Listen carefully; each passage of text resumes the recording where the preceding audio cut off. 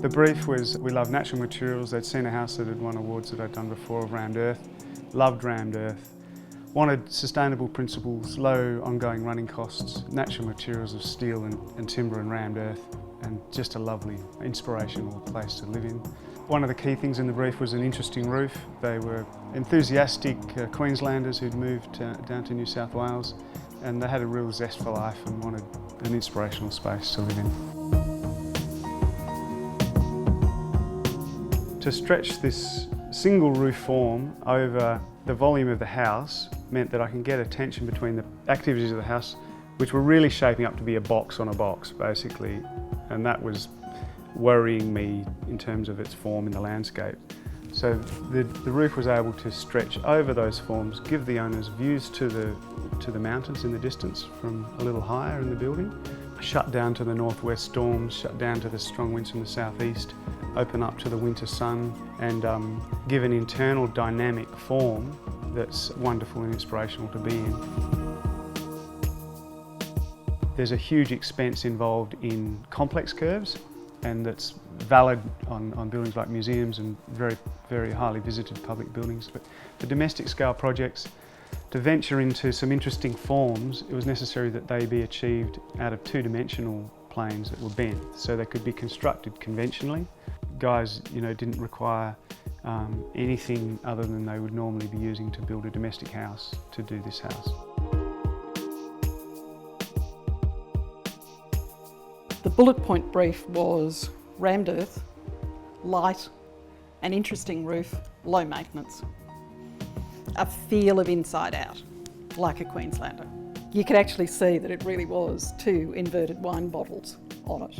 When he brought out the model, it was love at first sight, because it was that roof, it was the wave. The curve of the roof is just wrapping this form and stepping up in the land and giving the owners a view of the mountains in the distance. And the simplest way to do that was just a single form that follows the curve of the land and lifts up off these anchoring rammed earth walls. We did that with a simple lightweight steel prefabricated structure, and that was great structurally and could be assembled quite quickly, and gave us this really lovely dramatic form which speaks a bit about the fun of being in the Hunter Valley. To suggest an interesting roof to the client, which was what they were chasing, and try and get this form to wrap up over this office space, but on a domestic budget, I realised that it needed to be a two-dimensional form that was just bent up to that. And I could give the shop drawer these points in space. The technology in 3D computer shop drawings is unbelievable. The pieces could come to site and be bolted together in a matter of days. And then the form could be taken out of the worry list of the builder and fabricated off-site.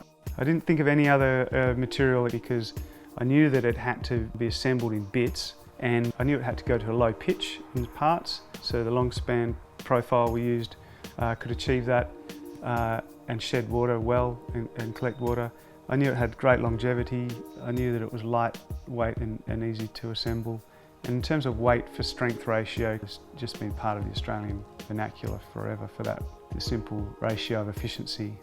The structural steel work, which is providing the hard work, but in light sections, then turning into these gal steel hanging rods, which are a bit like piano chords, which hold up the window heads. And that tension and finesse gives it a sense of being like a highly tuned instrument. So it goes from the big stuff into the detail. And that palette of gal steel, which is affordable, and it's basically the vernacular of the rural Australian landscape, is carried right through, so down to the fine detail. The attempt in this building is to have an architecture where people could come here and say, wow, this building really speaks of this climate and this part of the world and the materials that are available in this part of the world. So there's rammed earth, there's timber that's locally grown, timber, spotted gum. Gal steel is part of the Australian vernacular. The pattern of galvanising on steel is part of the textural palette for this rural setting, and that to me tells a story of durability and weathering the Australian climate And a while ago it occurred to me that the architecture I liked the most had a simplicity about it and clarity that came from using a low material palette, in other words, fewer number of materials. So I challenged myself with buildings to say, okay, how can we build it from 2 materials, or 3 or 4 at most, and to try and then achieve an architecture that just is made from a small number of materials, and that those materials, where possible, are unaltered, so they're low embodied energy, and where necessary, and totally recyclable where possible. It fits. Again, if you're using natural materials, why would you go and hide the bones of the place? Everything is the skeleton of it and the structure of it. So to go and hide bits makes no sense. Yeah, but it's also that juxtaposition of steel and glass versus earth, and it's 2 different materials, but it all works together really well.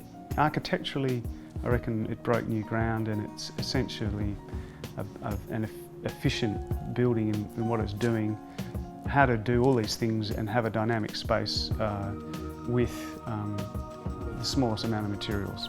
Overall, the delight really comes from seeing the owners happy. Helen and Graham really aren't architecture aficionados. They're working in the financial industry, and for them to take on this challenge and do it successfully, well managed, under budget, absolutely love it, is a great advertisement for being brave enough to take on an inspirational architecture.